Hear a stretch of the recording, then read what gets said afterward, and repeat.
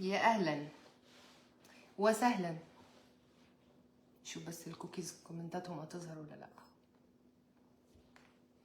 بدأوا يدخلوا اهو. هالة اول واحدة دخلت. انتوا فين يا كوكيز؟ بقالي كتير ما طلعتش اطبخ. يا امل انت يا قمر. الحمد لله كومنتات ظهروا. الحمد لله الله. ساعات ما بيشتغلوش. وصفاتنا الاقتصادية اعمل معاكم بقى طبعا عشاء بالنسبة لكم. بالنسبة لي انا ايه فطار، انا ما اكلتش حاجة من الصبح يعني ما فطرتش. هتعملي ايه؟ قومي طلعي البتنجان طلعي البتنجان اللي عندك يا امان. يلا بسرعة طلعي البتنجان دلوقتي حالا بسرعة. مش عايزة كده. الحمد لله. ياه عندي عقدة منه والله العظيم. انت مش مبذر قوي. يا مساء الفل يا كوكيز. انا بشغلك عشان ما نضيعش وقتكم على طول. نحطها في البتنجان ايه واحنا شغالين مع بعض.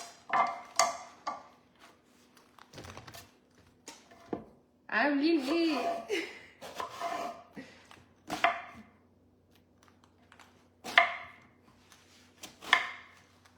لا انتوا وحشتوني اكتر بصراحه.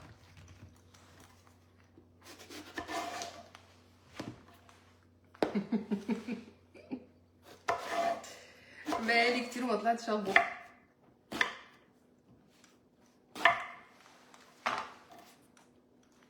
بتنجانتين ايه بقى طالعين ايه مظبوطين صراحه.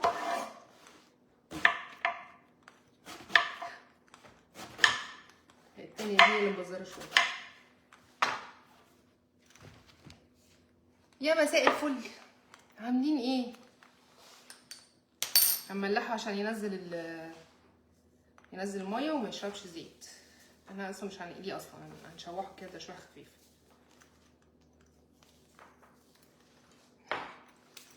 وانتوا كمان وحشتوني. قطعت البتنجان كده ايه وملحته في السريع كده عشان يلحق ايه ينزل شويه ميه وايه.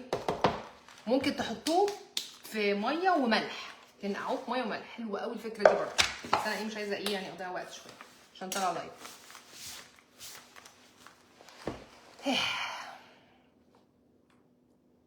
يا هاله انتي قمر، انتي اول واحده دخلتي اللايف والله. انتي اللي قمر يا فاطمه. انا كمان بحبك. عاملين ايه؟ وحشتوني. بقالي كتير ما طلعتش اطبخ معاكم لايف. خلينا نفرم التوم. معانا كمان 4 فصوص توم. انا قطعت اللي داخلين دلوقتي، قطعت بتنجانتين مكعبات كده ورشت لهم رشه ملح وسايباهم شويه. هنبتدي فيهم على طول يعني مش هنطول. عاوزين بقى ايه ممكن خلينا نعمله بالبتاع بتاع التوم. فرمت التوم على طول عشان يبقى جاهز معانا.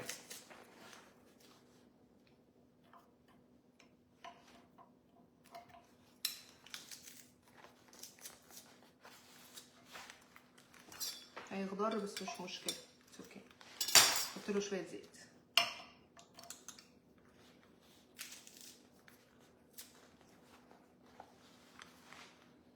انا مش نايمه. عندي مشكله كبيره مش نايمه. فبقى ايه يعني اي حركه غريبه كده اعملها مش نايمه. مش ما نمتش يومي مقلوب. انت اللي عسل يا ساميه والله ربنا يخليكي. مش بقول بقى هبتدي اوقع الحاجه عشان مش نايمه تلاقي الحاجه بتقع شمال ويمين وباين عليا بس ان انا هنام خلاص. اجيب الحاجه بقى. لا بس انا مش عايزاها عالي قوي كده عشان انتوا تشوفوا. البوتاجاز بتاعي. اجيب البوتاجاز بتاعي اللي بشتغل بيه.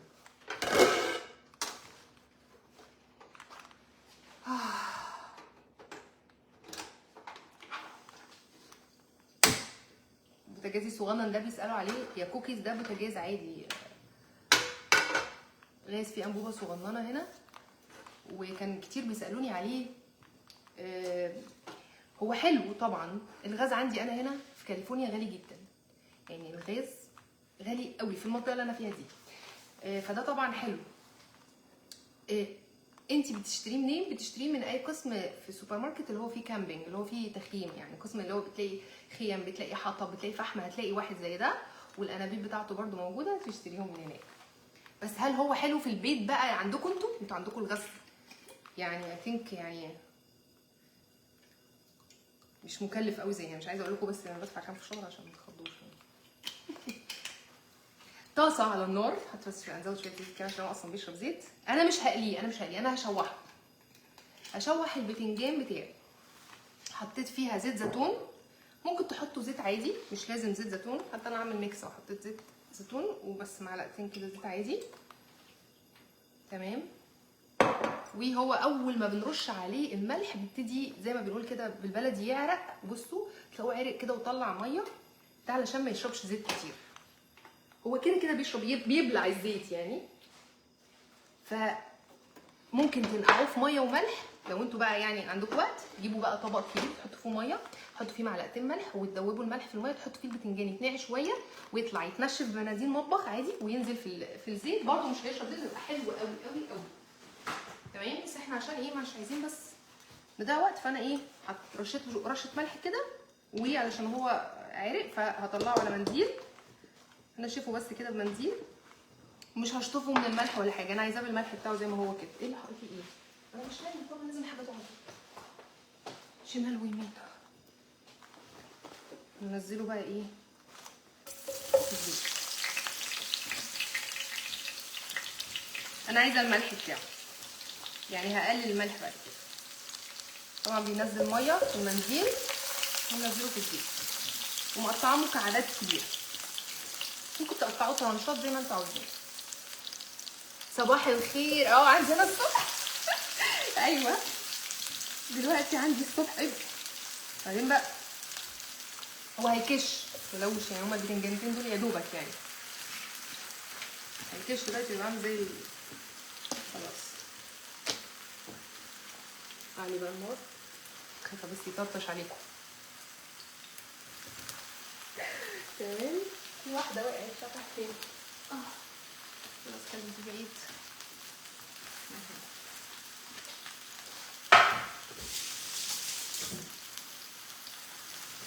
بتنجانتين وقطعناهم مكعبات،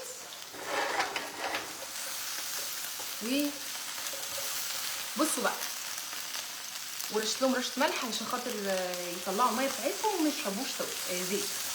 طول ما انا شغاله هديله، محتاج زيت هديله، مفيش مشكله، بس مش هقليه بزيت غزير. تمام، عشان ما نزعلش. الناس تقعد تقول لك القلي ومش عارف ايه، بيشرب ازازه الزيت كلها لو اتقلب في زيت غزير. اي نو انا عارف، ممكن يشرب ازازتين زيت والله، مش هيقول لا، لو اديتيله هياخد. عشان كده بنعلي النار، نار عاليه عشان يتحمل بسرعه، وكل ما يحتاج هديله بالمعلقه كده، معلقه معلقتين. ممكن نخلص ربع ازازه زيت بس مش ازازه كامله.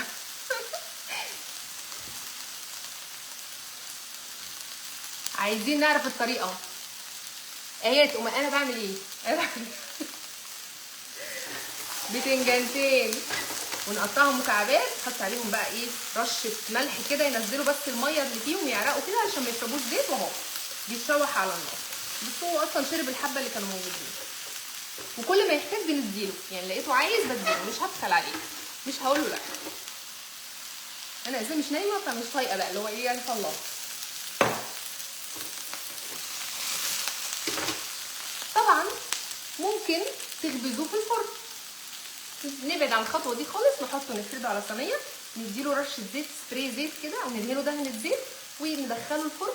كل شويه نديله تقليبه ونديله دهنه زيت، و 20 دقيقه على ناحيه. لو هنقلبه على الناحيه الثانيه ممكن زيهم مثلا، يطول شويه يعني الفرن ده، بس مشكلته طبعا في الحر ده.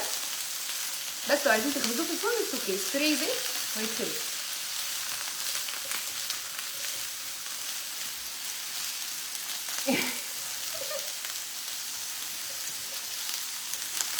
وانا معليه النار، معليه النار عشان ما يشربش زيت، عشان يستوي وما يشربش زيت، يستوي بسرعه ياخد لون وما يشربش زيت. نشوف الاسئله يلا. انتوا نص اكلكم من وصفاتي. امال انا بعمل ايه؟ ده نورك يا قمر.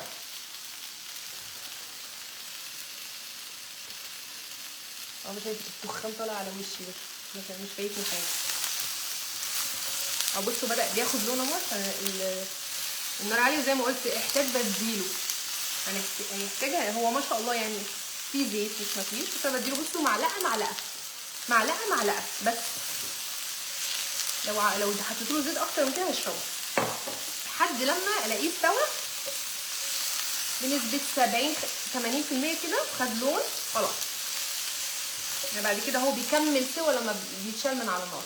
اي حاجه نحطها على النار تطلع بتكمل سوا. اي حاجه بتتقلي بتطلع بتكمل سوا بره. يعني وانتوا بتحمروا الشعريه عشان يطلع معاكم الرز بالشعريه، لون الشعريه يكون لونها البامبا الفاتح والبينك الحلو الجميل ده، ما تبقاش محروقه. انت توقفي اول ما تبتدي تدخل خلاص هتبقى بينك، توقفي على طول وتحطي الرز مثلا.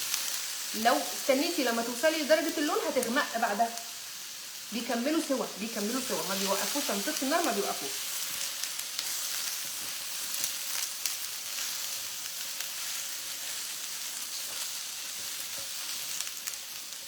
ممكن اغطيه علشان اساعده، عشان كمان الدوشه بجد صداع صح. الاهم من ان هو يستوي. اغطيه على نار كده ايه هاديه مش عاليه قوي، ايه عشان يستوي برده ما ياخدش زيت كتير، يدبل بسرعه. انتي اللي جميله. تسلم ايدك يا منى. اوريكم نعمل ايه. نعمل اكله.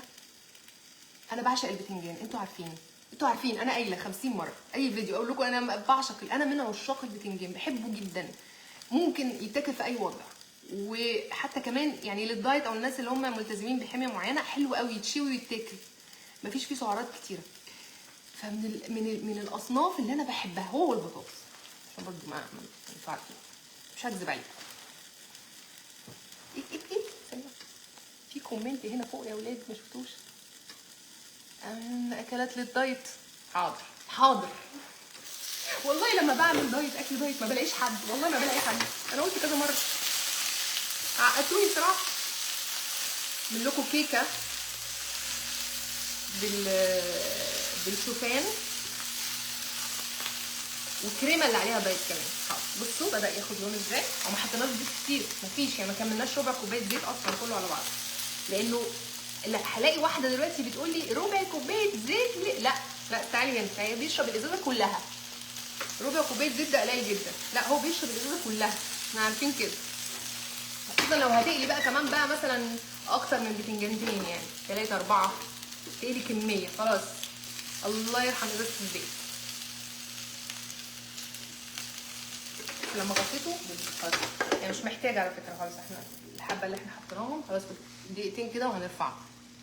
شيف نادية انا مش بحب الحلويات علشان بعمل حلو كل يوم لمجرد ان اجربه. بالهنا والشفا. تسلم ايدك. ميرسي يا هبه. انتي يا امل اللي جميله. طب انا ايه مش هسيبه كده، بخاف اديله تقريبا كام فوق كده واحطها في الهواء في اللايت. لا خلاص بيدي بسرعه.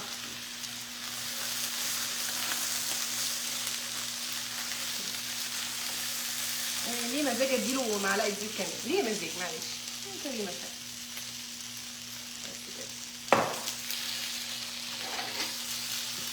اصلا خلاص استوى. بتنجانتين بس، مش محتاجين اكتر من بتنجانتين. ده عشاء بالنسبه لنا. ده العشاء النهارده. نعمل العشاء لكم بقى بجد حاجه فظيعه، وكل حاجه في نفس الطاسه دي. هنعمل كل حاجه مش مسقعه. انا بحب البتنجان قوي بس بيعمل لي حساسيه. ازاي هيبقى بيعمل حساسيه ازاي؟ البتنجان بيعمل حساسيه ازاي؟ بيعمل حساسيه ازاي؟ انت تعالي هنا وترتيني.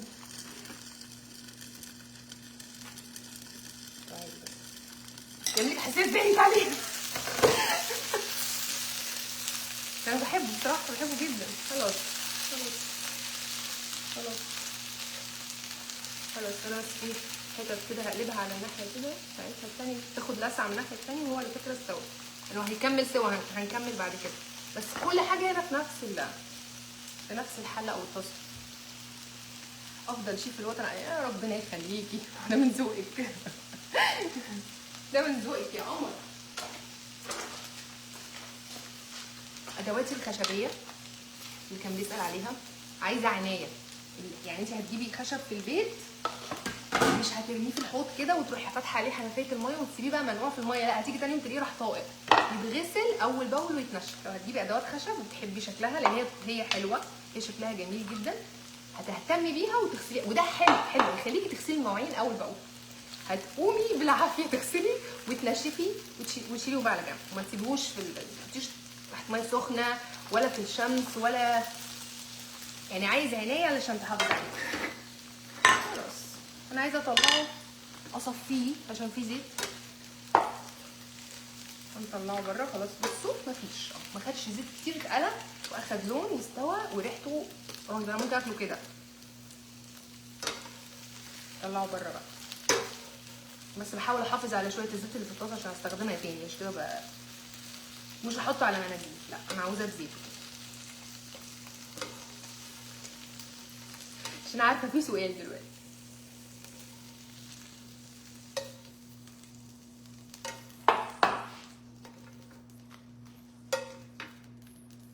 في نفس الطاسه، في نفس الدهون اللي موجوده، نفس الدهون اللي موجوده، بس معلش هحط بس معلقه زيت. هي في دهون مش مفيش، هحط بس معلقه زيت وهننزل بيه 4 فصوص من الثوم اللي انا فرمتهم معاكم من شويه.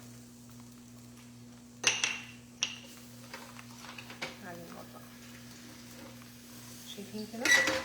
اللي جديد في اللايفات ومش عارف ان يشوف ان الكومنتات بتعملي بايدك كده، بتروحي شايله الكومنتات على جنب او كده، لان اللايف ده بيبقى عكس. يعني انا مش بستخدم ايدي الشمال، انا بستخدم ايدي اليمين، بس اللايف بيعمل مرايه، بيعمل زي مرايه.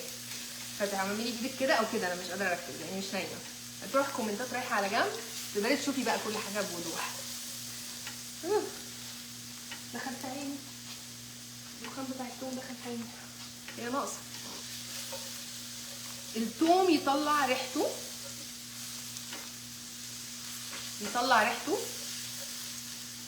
انا هطفي علشان الطاسه دي هتفضل تكمل في السخونه بتاعتها. وهنحط معلقه 2.5 دقيق، مش هنحط دقيق اكتر، معلقتين دقيق، ونكمل في التقليب. هحط له بس شويه زيت علشان خاطر مش لازم زبده، زيت. الوصفه دي زيت عادي، مش لازم زبده، بس ممكن تحطي زبده او سمنه. يعني نرفع بقى النار، افتحها تاني لان الطاسات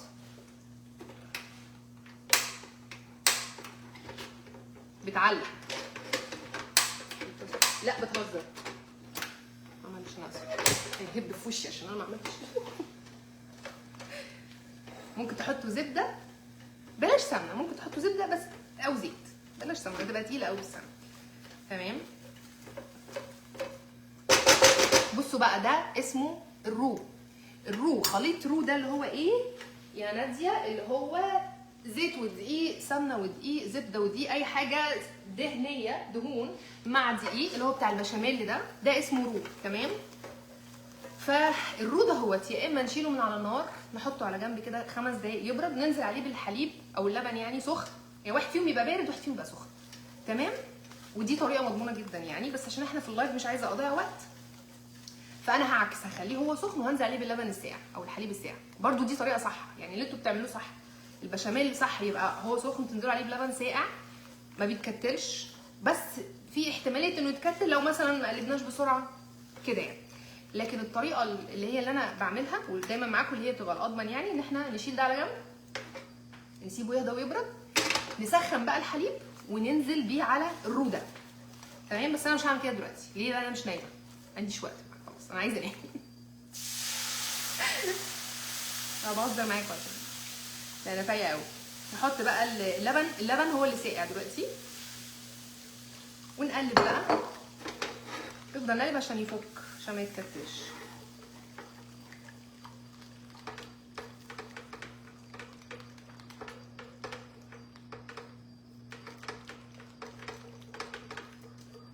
بسرعه بقى كده ايه، علشان نلحقه. تمام، معلش في دوشه، وننزل تاني.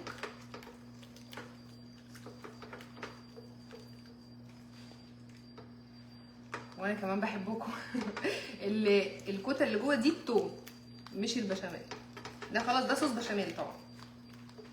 طبعا الهاند بلندر دلوقتي بقى بيسهل اي حاجه. لو مثلا اتكتل معاكم بتروحوا جايين بالهاند بلندر كده ايه ضاربينه وهو في مكانه وخلاص الموضوع بيكون انتهى. برضه بيسهل الدنيا. يعني الناس كتير بتسال على الهاند بلندر. الهاند بلندر حلو جدا جدا جدا واحسن كمان من الخلاط. ليه؟ علشان انت مش محتاجه ان انت تحطي حاجه سخنه في الخلاط، الخلاط ممكن يبوظ. لكن الهاند بلندر بتجيبيه وتروحي وات ايفر بقى انت في الحله في الطاسه زي كده، وتروحي ضاربه الحاجه بتاعتك وخلاص الموضوع انتهى.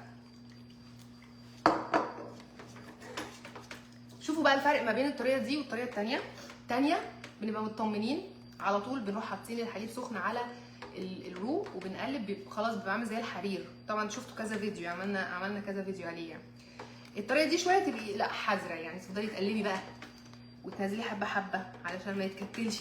يعني فيها شويه ايه، عايزه حد بقى متمارس في المطبخ يعني، او متعود على المطبخ يعني. هو خلاص ما دام هو اول ما حطيتي اول مره او اول ما حطيته، ليه مكان مؤنث في رجاله شويه. اول ما حطيته اول شويه حليب خلاص ما بقى يعني ناعم، خلاص مش هيتكتل خلاص.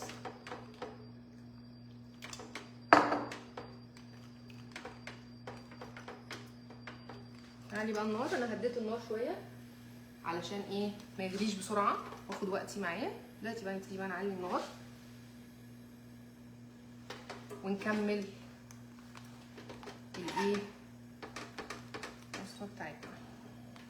عشان كمان اشوف سمكه. هنا بقى انا بعلي النار اشوف السمك بتاعه عامل ازاي، تقيل خفيف. تقيل بزوده حليب، اما هيغلي هيبان، يعني لسه دلوقتي مش هيبان.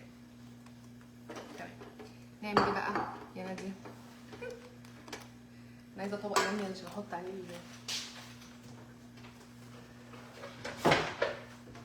الحاجه ما بهدلش الدنيا.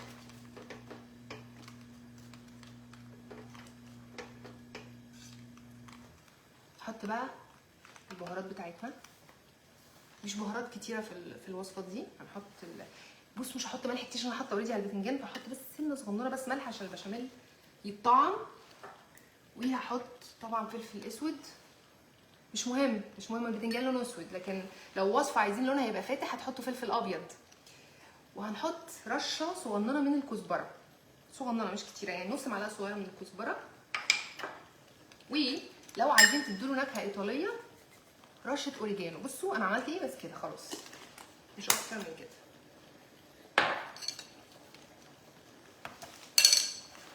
بدأ بقى كده.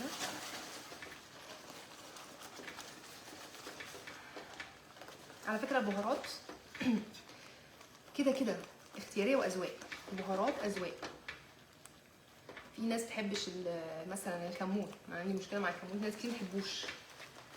في ناس لا عادي بتحب الكمون. انا بحب الكمون جدا على فكره. ولما بيبقى مش ممرر وبيبقى جاي كويس طلع وصفات رائعه زي صينيه البطاطس وزي البوفتيك وزي حاجات كتيره جدا. واساسي في الفاهيتا على فكره، فاهيتا الدجاج الفراخ. شوفوا كل شويه بظبط القوام، عايزاه يبقى خفيف عايزاه يبقى تقيل. خلاص حطيت البهارات بتاعتي. اي سؤال في الدرس قبل ما اكمل؟ شايفه نجوم. هنحط بقى يعني مش صلصه كتير، انا عايزه لونها يبقى فاتح، فاحط بصوا زي ربع معلقه صغيره من الصلصه، معجون صلصه الطماطم بس كده. ننزل عليه بس شويه حليب عشان يفك معانا لان هو تقيل بس. طبعا في جبنه كنت عاوزه احطها بس لو حطيتها ممكن يعني يقام عليها الحد، فمش مش هستخدمها عشان نازل عليها نكت كتير.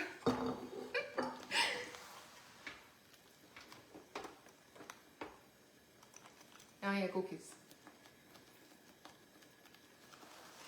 ده نورك ده نورك انت يا قمر. تمام اوكي. ممكن نخفف عن كده لو احنا عايزين، يعني لو انا ليه مزاج اخففه كمان عن كده ممكن اخففه.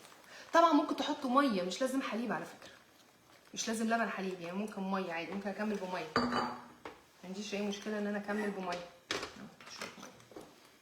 مفيش مشكله، بشاميل يتعمل بحليب، بميه، بشوربه، وات ايفر. تمام. عاوزين براحتكم تحطوا مثلا نص مكعب مرقه، ربع مكعب مرقه، بصوا انا حطيت اقل مثلا من ربع او حاجه،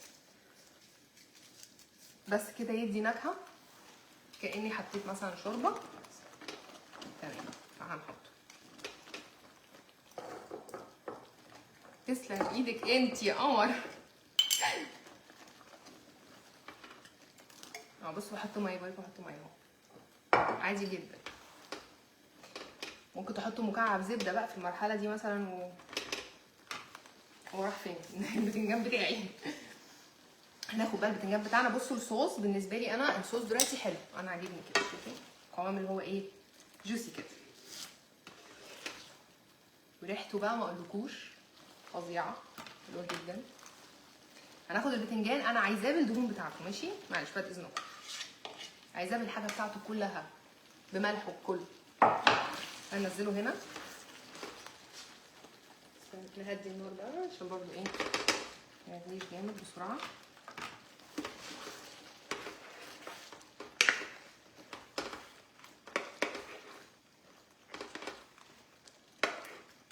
شوفوا شكله عامل ازاي. هنغطيه، هو مستوي 70-80%، يعني هو مستوي تقريبا بصراحه. هغطيه واسيبه شويه بس متغطي كده. ايه طبعا في حاجه يعني عايزه اقول ايه، لو عندكم جبنه بارميجان هتحطوا، ما عندكوش ما تحطوش جبنه رومي، حطوا جبنه مثلا موتزاريلا او حاجه. هتحطوا ممكن اي نوع جبن بتحبوه، يعني لو بتحبوا الجبنه رومي حطوها، بس انا مش هحط بارميجان، ماشي؟ هحط جبنه موتزاريلا في الاخر، ودي حاجه اختياريه، هو ممكن يفضل كده زي ما هو ويبقى طعمه تحفه. ممكن يدخل الفرن، يعني لو انتوا عندكم وقت وليكم مزاج تحطوه بقى في طاجن دخلوه الفرن، رهيب. ممكن تحطوا عليه شويه لحمه مفرومه، بس هو طبعا الطبق ده كده يعني اقتصادي، مفيش عليه حاجه غير اللبن الحليب وشويه البتنجان. عايزين تدلعوه حطوا له شويه جبنه. انتوا اللي وحشتوني. اتفرجي وانتي ساكته احسن، مش عارفه حد يقول لحد جنبي. ما علينا.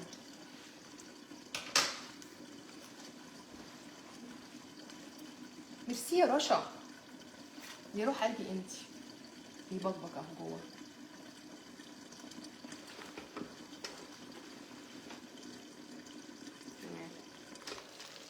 الله، بس بوسوا عشان هو بيطلع الزيوت اللي فيه والنكهات اللي فيه، حتى اللون اللي فيه، اللون اللي خده اللي هو الكراميل ده هيطلع دلوقتي، هيبقى رهيب.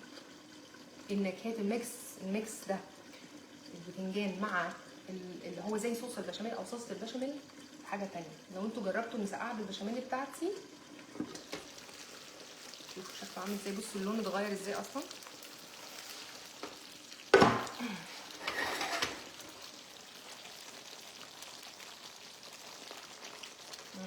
حاسه اني هدلقه.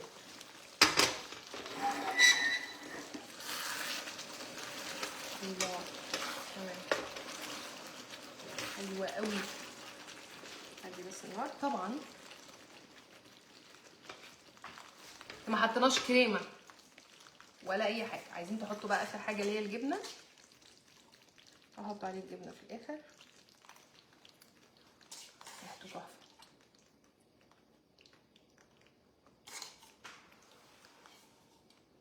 حاطه جبنه موتزاريلا، ممكن تحطوا اي نوع جبنه، وعلى نار هاديه نغطيه شويه. ممكن تدخليه الفرن، ممكن يدخل الفرن عادي. ما حطيناش بهارات كتير، هو الملح والفلفل الاسود، وزي ما قلت لكم الحاجات التانيه اختياري، رشه الاوريجانو ورشه الكزبره، بس دي اختياريه. ممكن تزودوا بقى معاه شويه خضار، فلفل بتاع، بطاطس، بس كده احلى عشاء. عملتي اللازانيا بألف هنا وشفا. كوكيز انا عامله اللازانيا من زمان، عايزين تشوفوها اكتبوا لازانيا، اكتبوا اسمي بعدها هتطلع لكم. بحبك جدا والله يا رشا انتي قمر. بعمل وصفاتك وبتطلع جميله جدا. شيماء انا عايزه نضاره يا ولاد، انا عايزه نضاره اقربكم شويه. انا مالي كده شايفه، وانا كمان بحبك كده عشان مش نايمه كويس. ده كده شايفه، كده شايفه المسافه دي اوكي. انا انت منك حاجات كتيره حلوه قوي، تسلم ايدك يا قمر، ربنا يوفقك من نجاح لنجاح. تسلم ايديكم انتوا، انا مبسوطه النهارده. انتوا عارفين الصفحه النهارده ما شاء الله بقينا 11 مليون على الصفحه على الفيسبوك. انا سعيده، قلت احتفل معاكم بقى. ايه احتفل بايه؟ نعمل بتنجان. بصوا اللون، بصوا ده اللي انا بتكلم عليه. شايفين اللون عمل ازاي في الاخر؟ بصوا اللون تحفه. الجبنه طبعا ساحت وبقت حالتها حاله بقى. نحطه بقى في حاجه، في حاجه غير فيها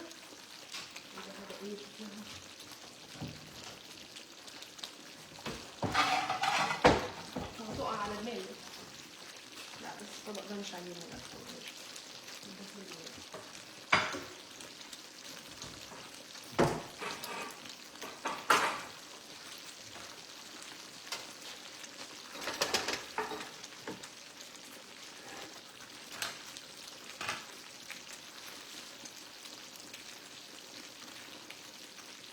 بصوا بقى الكوكيز، مش عايزه اقول لكم ريحتها وطعمها عامل ازاي. بصوا الجمال. لازم اعمل كده عشان اخدها في بصوا الجبنه عموما لما بتتحط على حاجه سايله بتمط حلو. خلاص كفايه، شكرا، متشكرين قوي لحضرتك. بس كده. تاكل بقى بعيش، تاكل لوحدها بشوكه بسكينه. طبعا البتنجان خلاص كمل سوا، الموضوع انتهى خلاص، كل حاجه بقت تمام. تاكل بقى بعيش بخبز، تتاكل معرفش ما اعتقدش مع رز. لا دي ما بتاكلش مع رز.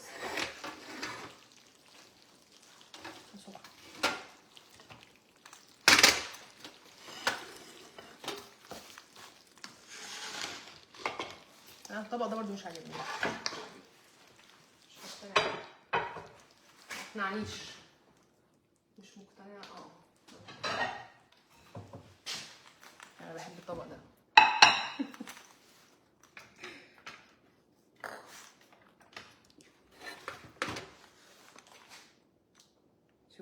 شوفوا الجمال. بس انا طبعا لو قعدت اغرف كده بقى نفضل نموت مع بعض. احنا ندلق مره واحده وبس. هي ما شاء الله الجبنه ايه عايشه حياتها في الموضوع قوي. نظبط الطبق بتاعنا.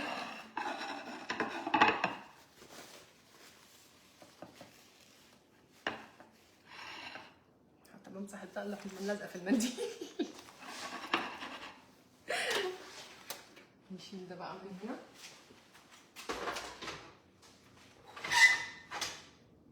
انا بعشق البتنجان عموما يعني من غير حاجه، هو لوحده كده انا اكله لوحده كده. بس طبعا لما يبقى كده يبقى حاجه تانية. حطيته بقى لحمه مفرومه، حطيته اي حاجه من الحاجات دي يبقى تحفه.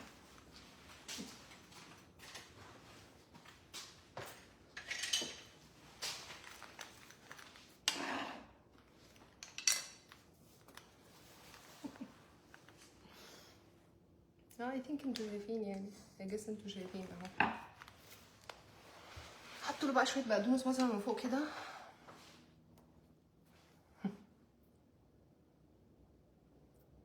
مش هاكل، انتوا عارفين ما باكلش في اللايف. انا هحنسكم بس اهو. بصوا الجمال، شوفوا سهله. بصوا بقى خدت وقت قد ايه؟ ولا حاجه ولا حاجه. انا اهو احسبي وانا قاعده بقالي قد ايه. فين الوقت بتاع اللايف؟ بقالي قد ايه واقفه ولا قاعده؟ مفيش. وما شربتش زيت، مفيش زيت. بصوا في العادي البتنجان لما بيكون مقلي بتلاقوا الزيت بيجري في الطبق كده حواليه او عليه من فوق. بصوا مفيش. هي الجبنه طبعا مدياله شويه حركات، بس لو حطيته بارميجان هتبقى حلوه قوي على فكره. بس مش هحطها، مرضتش احطها. اسئله، خلوني اقرب ده بقى كده. انا والطبق جنبي انت اللي عسل هو انتي اللي عسل يا ستي. تسلم ايديكوا، وانا كمان بحبك. اي سؤال؟ قمر انا والطبق. اتفضلي شوفي، صوروني بقى مع الطبق. انا بحب الطبق ده جدا، مش عارفه ليه بس بحبه. انا طالع في كذا وصفه معاه. الصوت واضح، ما تحاوليش بقى ايه متلخبطنيش. اقسم بالله انا بقيت اخاف افتح فيديوهاتك، ما عنديش لاحقه اعمل ايه ولا ايه، بس بجد تسلم ايدك. تسلم ايدك انتي. ما بتفتحيش فيديوهات ليه؟ اعملي على مزاجك على مهلك. انا زي ما قلت لكم انا النهارده مبسوطه ان الصفحه بقت 11 مليون ما شاء الله. الصفحه بتاعتنا الفيسبوك، قلت والله لو انا طالعه عامله بتنجان، انا بحب البتنجان عموما، انا هحتفل معاهم بالبتنجان ونحتفل مع بعض بالايه، بال 11 مليون. بس عايزه اشرب حاجه. لا مؤاخذه البشاميل لزق في مناخيري. وانا كمان بحبكم، انتي اللي قمر. بس كده ايه،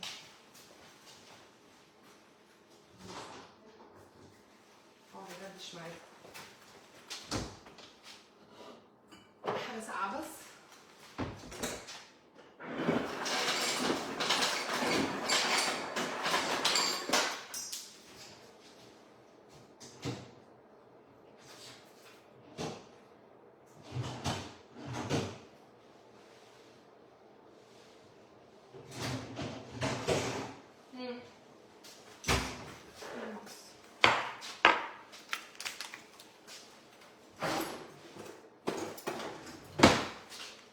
اشرب معاكم عصير بس وندردش سوا بس خلاص، والوصفه خلصت ما فيهاش حاجه.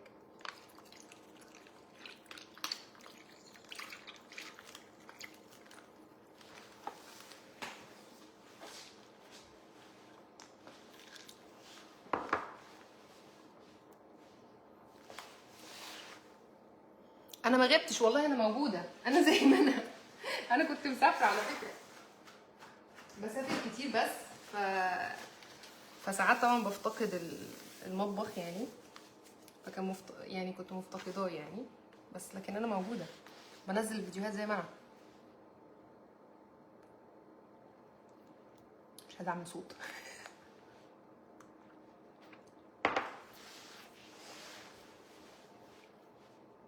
الحمد لله. انجي انتي احسن واحده والله العظيم بتطبقي، ما شاء الله عليكي. عندي كوكيز بيطبقوا تاني يوم. تسلم ايديكي. بشوف صوركم حلوه. انتوا عارفين ان انا عندي الجروب الكبير، اي حد عنده سؤال بيدخل يسال على الجروب. في كمان جروب تاني صغير انا عملته من قريب من شهر، اسمه وصفات نادية السيد. ده بيحط عليه صور تطبيقات الاكل بس، مفيش عليه اسئله، صور الاكل بس عشان اخش اتفرج على الصور، عشان الجروب كبير يعني ما شاء الله، بقت الصور كتير والاسئله كتير فبقيت اتلخبط. عملت واحد تاني لصور التطبيقات بقى، وده اللي انا بشير منه على الصفحه. تلاقوا تطبيق كده متشير على الصفحه عشان اشجع. تسلم ايدك. انا جربت اكلتك المفضله الفراخ بالزبادي وبقت نقديه عندنا، وانتي عسل نقديه بقت يعني معتمده اي ثينك.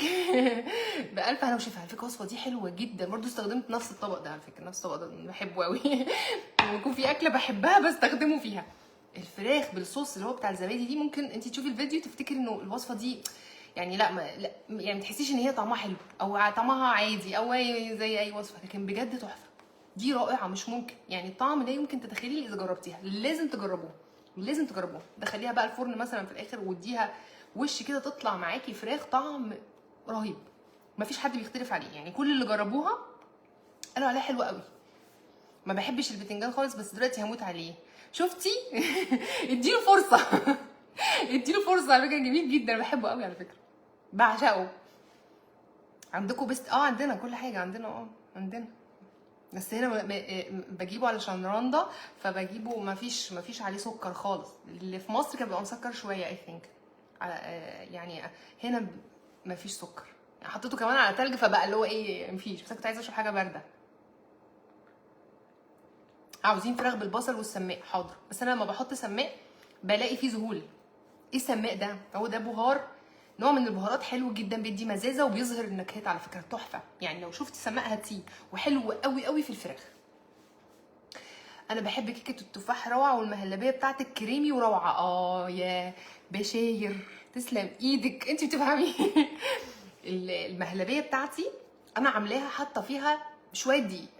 الدقيق يا كوكيز، بصوا لما بتعملي مهلبيه وبتحطيها مثلا في التلاجة وكده، بتلاقيها بعد يوم ولا حاجه تلاقيها عملت ميه، ولو خدتي منها حتى معلقه تلاقي بقى نازل منها سوائل وميه، بقى شكلها غريب كده، وبتبقى ناشفه، يعني تحس فيها قشره، يعني تحسي تاخدي معلقه تحسي ان فيها نسبه جموديه شويه عشان النشا.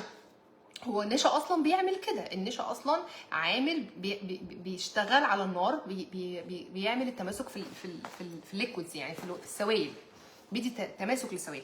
لما بنحط دقيق مع النشا، الدقيق يا كوكيز ملوش طعم وحش. ماله الدقيق؟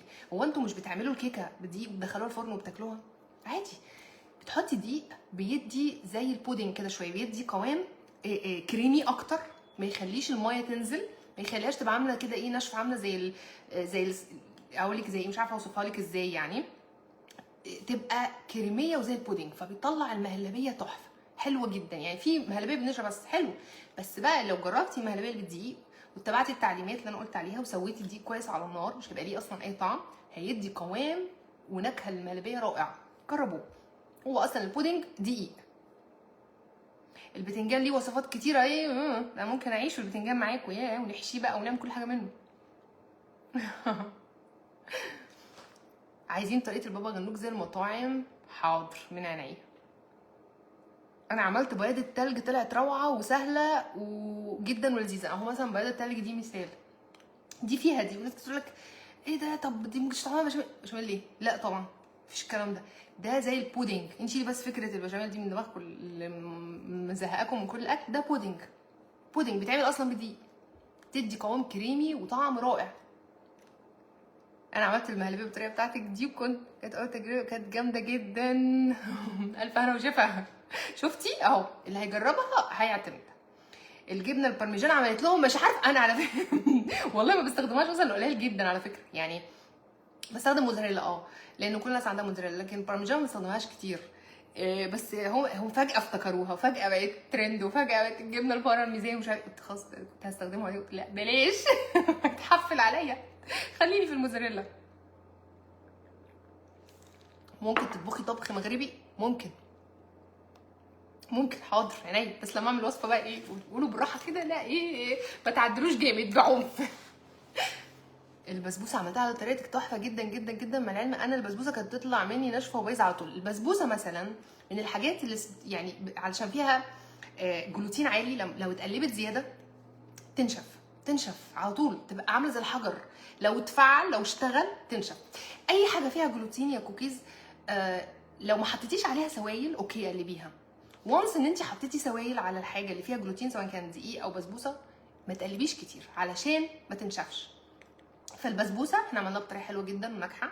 هاتوا السميد السايب، بلاش اكياس البسبوسه، هي حلوه مش وحشه بس ما بقتش زي زمان. هاتوا السميد السايب مكتوب عليه دقيق بسبوسه، دقيق سيمولينا او سميد من عند العطار، هاتوا نوع حلو يعني. ما عدتش بطبخ غير بفيديوهاتك لما قربت نفسك. ميري طب تعالي يلا. انا موافقه، خشي. اعملي صفحه من بكره يلا. تسلم ايدك، كل صفات الجنه بقيت طبق، كل صفات الهنا والشفا، وخصوصا عجينه البيتزا. تسلم ايدك بجد، كنت عاوزه طريقه حلوه للكبده. انا عامله الكبده الاسكندراني، شوفي الفيديو اكتبي كبده اسكندراني ناديه السيد. ان شاء الله باذن الله اعمل معاكم طرق تانية، الكبده المقليه والكبده المشويه، لو انتوا بتحبوا الكبده المقليه مثلا بالرده نعملها. حاضر عينيا. انت بتاكلي الاكل الحلويات اللي بتعمليها مش لا بتخن عادي على فكره، بتخن وبتضايق وبرجع اظبط نفسي وبزيد بس بحافظ يعني، بس في رينج ليا ما بيزيدش يعني ما بزيدش عنه، ليا ليفل معين، رينج معين ما بزيدش عليه. يعني في 5 كيلو طالع نازل، زادوا بيبان على طول، بعرف على طول. فلا باخد بالي برضه، بس باكل مش ما باكلش، لا باكل يعني مش هنكر. وفي الشتاء باكل عادي، وبسهر بالليل اكل. ايه بتقولي هو ايه افضل نوع موتزاريلا؟ ايه انا عايشه في كاليفورنيا فمش عشان كده ما بقولش انواع، يعني بتسالوني على انواع انا بسكت. هقول لك على انواع مش موجوده عندك اصلا. عملت الكوسه بالبشاميل، انت عملتيها. انا عملت الكوسه بالبشاميل وانت شكلك عملتيها. انا مش هقدر اقول لك على انواع جبنه موتزاريلا بصراحه، ولا اي انواع معين، يعني الا اذا حاجه انا مجرباها. بتبقى مش فاهمه. ماشي طيب نشوف انتوا بتجروا ليه؟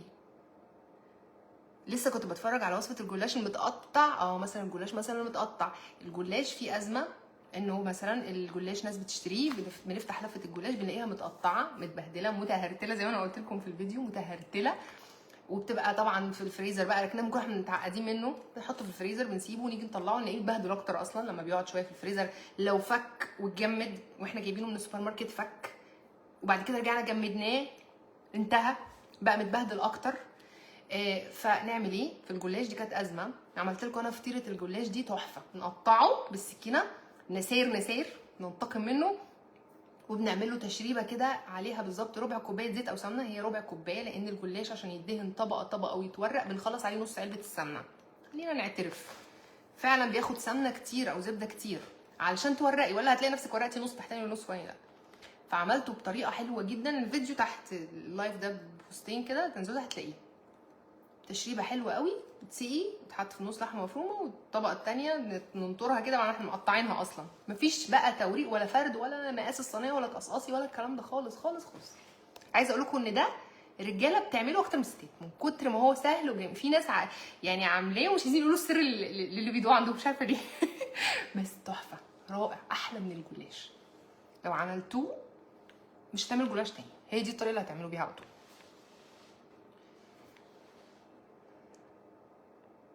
قمر قوي ابني بيحبك قوي. طب قولي اسمه عشان ننده عليه في اللايف. انت اي حاجه بتعمليها ناديه تحفه اصلا يا حبيبه قلبي. رودينا ميرسي والله، ده من ذوقك. الكيكه اليابانيه، حاضر شفتها او شفت الكومنت. طب قولي اسمه يا انت عم تقولي بس انا ما شفتش. قولي اسمه ايه؟ ميرسي يا دعاء، ميرسي يا قمر. فاذا مش كل حاجه تاخدوا الحاجه من بره، مش كل مثلا وصفه حلويات فيها دي تبقى بشاميل، لا، وايماله البشاميل اساس عموما، بس لا مش بشاميل. انا مش فاهمه السؤال بصراحه. طب نشوف السؤال اللي بعده، وضحي السؤال بتاعك. بنتي 13 سنه عملت كيكه السحاب بطريقتك بجد تحفه جدا، لدرجه انها عملتها 5 مرات في يومين. ما شاء الله، بالهنا والشفا. ما شاء الله، تسلم ايديها. 13 سنه، ده ايه القمر ده؟ دي ما شاء الله، دي شيف مستقبليه. طريقه براونيز سهله. انا عملت براونيز زمان بس هعيدها حاضر. اعمل لكم فيديو تاني. ميرسي لحضرتك، ميرسي استاذ محمود، ميرسي لذوقك. انا مش عارفه التلج بيخليني اعمل صوت وانا بشرب، خايفه اشرب. مفيش سترو هنا؟ العيال يوم خدوه رموه في حته. انا قاعده لوحدي في البيت، ودي بقى بالنسبه لي حاجه حلوه جدا، عشان كده قاعده مفيش حد. فاكرين اللايف اللي فات رند عملت ايه؟ تعالي وديلي حمام دلوقتي انا قاعده براحتي بقى، مفيش حد معايا، واقدر اقعد الغي بقى للصبح. انتي اللي حلوه يا اميره، ده عشان انتي عيونك حلوه يا قمر. انتي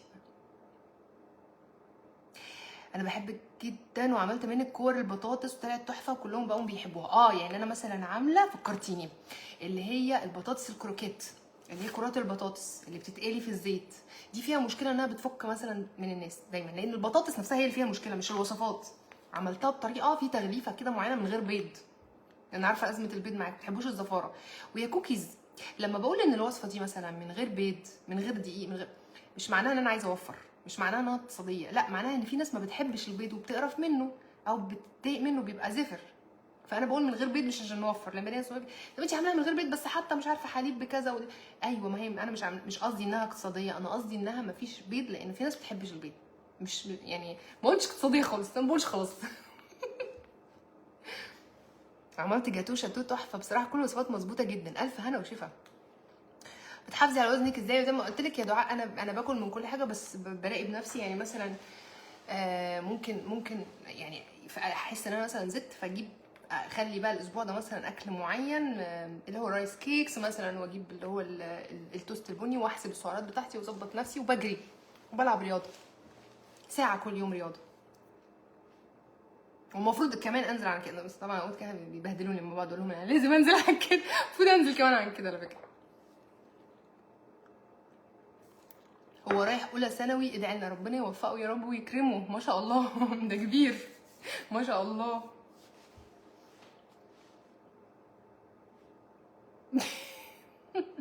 بصي يا رحمه، انا هعمل في جزء صح طبعا، في اجزاء صح، بس في مبالغه شويه. هعمل ان شاء الله باذن الله يعني فيديو او حاجه اتكلم فيه عن نفسي. يا صح ايوه، بس في مبالغات شويه. وانا كمان بحبكم جدا في مصر وفي كل حته. جربتي الكيكه التركيه تحفه اللي هي الترليتشا؟ تحفه تحفه. انا بموت فيها على فكره، بحبها قوي. عايزين نعمل منها بقى الفيرجنز اللي هي بقى بالفستق وبالزعفران في منها بقى نسخ رهيبه يعني، عايزين نعملها. لما الف هنا وشفا يا لما. واحده بتسلم على واحده بتقول ازيك يا نوسه. قوليلي ازيك يا نوسه. انتي بتقولي ازيك يا نوسه.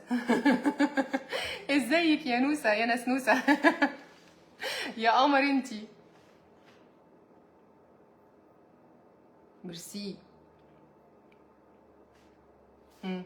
ايه الاسئله التانية؟ فعلا ولادي عندي مشكله معاهم في البيض. انتي دايما وصفاتك جميله جدا. البيض هقولك بصراحه، هقولك الحق، البيض فيه اماكن فعلا البيض بيبقى زفر قوي، ودي بتبقى مشكله. مهما عملتي، مهما حطيتي فانيليا، والله ما الزفاره هتفضل موجوده. وفي بقى البيض ممكن ميبقاش زفر، بس في ناس بتستشعر البيض قوي، يعني بس ياكل حاجه كده يقولك دي فيها بيض. لو الكريب فيه بيضايه واحده بس يعرف، يقولك ده فيه بيض. عرفت منين كده؟ هو بيحس بالبيض، بيعرف. دول مشكله، دول بتحاولي تتجنبي البيض مهما عملتي، مهما حطيتي فانيليا، ومهما كان البيض صابح ومش زفر، دي مشكله. بس هقولك على حاجه، بالنسبه لزفاره البيض، نص معلقه خل او معلقه خل على اي حاجه فيها بيض بتقضي على الزفاره الى حد ما. والفلفل الاسود بقى والبهارات والحاجات التانية. ولو كيكات حطي شويه خل، نص معلقه او معلقه كبيره مثلا من الخل على الكيك، هتخليها لونها افتح، تخليها هشه وحلوه، وفي نفس الوقت زفاره البيض ما تبانش. بس نصيحتي تعملي الحلويات بالذات ببيض صابح. يعني ايه بيض صابح؟ يعني بيض تكوني جايباه لسه جديد فريش. يعني انا باجي بشتري البيض على طول، اسبوع اخلصه في نفس الاسبوع اشتري تاني، مش مشكله، انزل تاني، ما عنديش مشكله. عايزين البقلاوه التركي؟ انا عامله بقلاوه بصور بنسخ كتيره. وضحي السؤال.